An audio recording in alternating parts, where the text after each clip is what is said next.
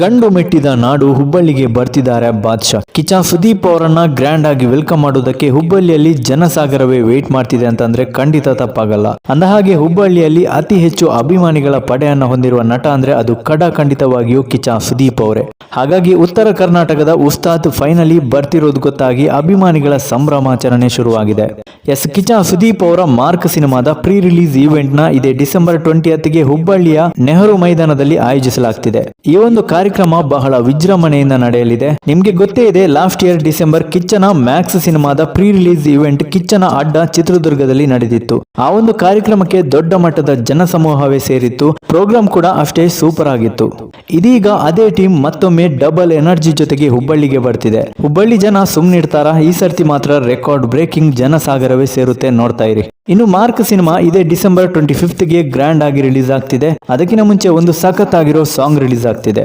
December 15 ಸಂಜೆ 3:30 ಗಂಟೆಗೆ ಸರಿಯಾಗಿ ಮಸ್ತ್ ಮಲೈಕಾ ಅನ್ನೋ ಡ್ಯಾನ್ಸ್ ಫ್ರೀಕ್ ರಿಲೀಸ್ ಆಗ್ತಿದೆ. ಈ ಒಂದು ಸಾಂಗ್ ನಲ್ಲಿ ಕಿಚ್ಚನ ಜೊತೆ ನಿಶ್ವಿಕಾ ನಾಯ್ಡು ಸ್ಟೆಪ್ ಹಾಕಿದ್ದಾರೆ. ಎಸ್, ಇದಿಷ್ಟು ಇವತ್ತಿನ ಟಾಪಿಕ್. ವಿಡಿಯೋ ಇಷ್ಟ ಆದ್ರೆ ಲೈಕ್ ಮಾಡಿ. ಇದೇ ರೀತಿ ಮಾರ್ಕ್ ಅಪ್ಡೇಟ್ಸ್ ಬರ್ತಾನೆ ಇರುತ್ತೆ, ಫಾಲೋ ಮಾಡಿ ಗೈಸ್.